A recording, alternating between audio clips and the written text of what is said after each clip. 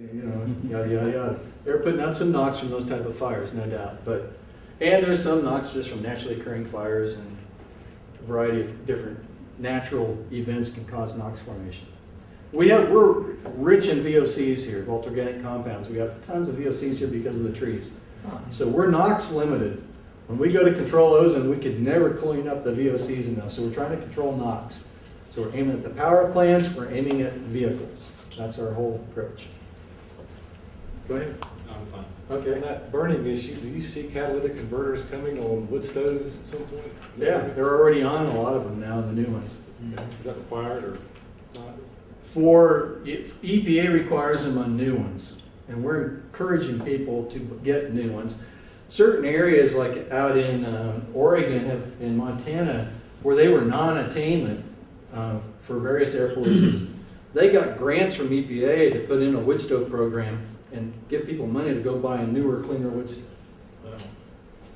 And the local program here in Bunker County has been trying to do that, but it's that old thing, you know, they'll give you money if you're bad, they won't give you money to keep from being bad.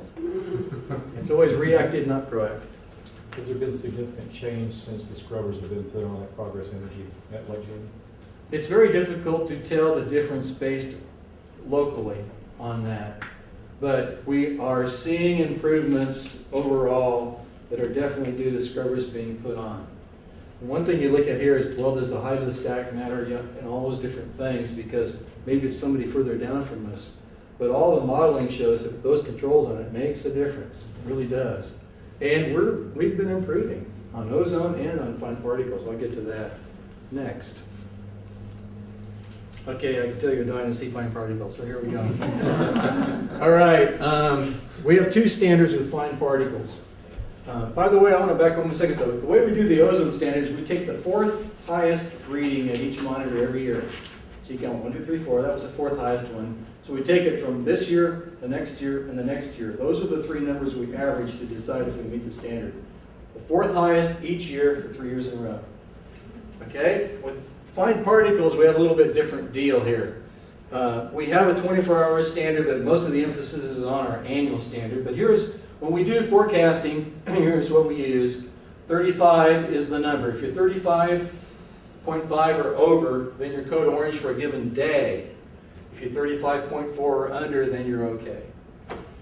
And so you will see for the valleys around here that we have, and I'll talk about that more fine particle forecasting, but that's what it's referring to. 35 is the standard. When they first came out with the standard, it was 65, and a couple of years ago they lowered it. Wow. But what we really, and it's going to go lower, I'm sure. But the standard that's really been used to determine if you're in attainment or non-attainment for fine particles is this. And the standard is 15 micrograms per cubic meter. And we just average every reading we have for 3 years. And here they are. 15 is the standard, and those are the numbers we have locally. So once again, we have these all at lower elevation. We don't have any high elevation PM 2.5 monitors. They are reading lower though, because Park Service and the Forest Service do have them up there. It just takes 6 months to get the results back from them, because they take a long time to get all their lab work done. But they're running more in the 10 range. So we're doing okay, but EPA is going to lower that standard very soon. It's not going to be 15 much longer. There was a lot of arguments when it was set at 15 that it wasn't fair. It was too high. So stay tuned. If they lower it to 13, we're all doing pretty good, but Marion's living on the edge. But just to show you how it's been going, this is our trend.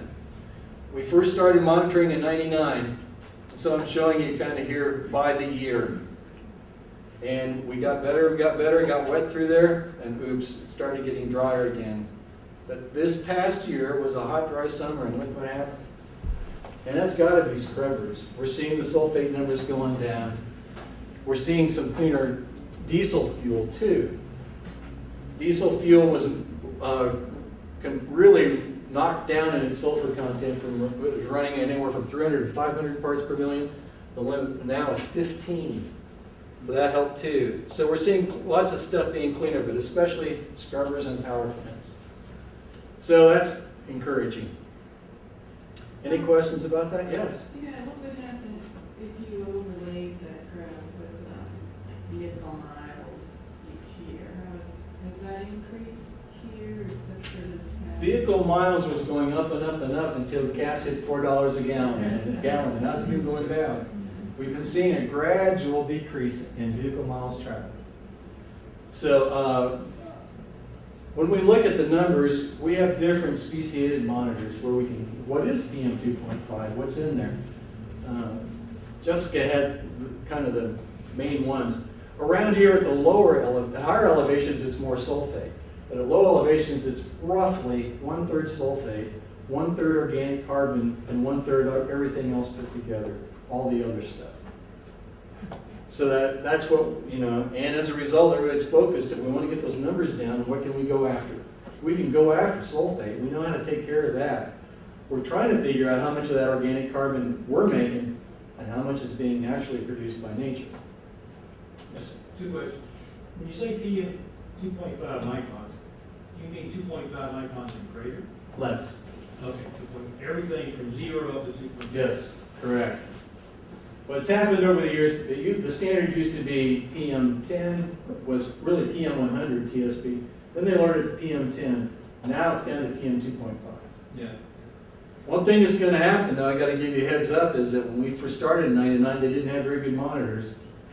And they run once every 3 days. Pretty soon we started adding monitors that would run 24/7, but they were never actually deemed appropriate by EPA officially.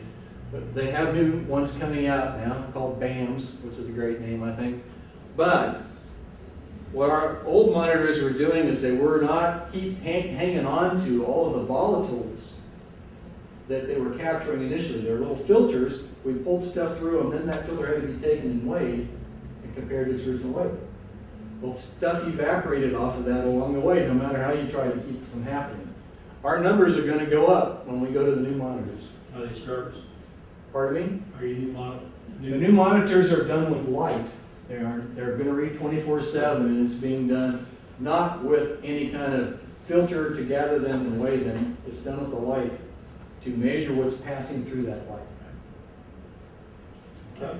One other question. Sure. I'm a chemist and I never have been satisfied with the way they explain these things to people. But in the organic carbon thing, why has nobody published anything about coal comes from old carbon, which has a very low carbon date on it, carbon 14 dating, and fresh organic burning or stuff laying in the ground and whatnot is very high carbon 14 content. Has anybody ever published any ratios of like tree rings or anything like that? Well, I mean, I don't know. Yes, people are studying that, and they're studying a lot more right now because they want to know how much of the organic carbon in PM 2.5 is old carbon versus new carbon. Yeah. Especially the power plants. They want to know that they've funded a bunch of that stuff already. And they're looking at this is how much came from cooking meat, this is how much came from burning wood, and this is how much came from like burning coal, which is what they're doing. And they're working on that, but I guess I would say there's going to be a lot more out on it now because a lot of folks are doing it, but there's not. My understanding of talking to the folks who do that, because I don't personally work in that, is reaching agreement on the methods for analysis. Say, well, we don't agree with the way you did that. Oh, Spin doctors. well, yeah, exactly. Yeah. But you're going to start seeing a lot more of that coming out because for visibility purposes,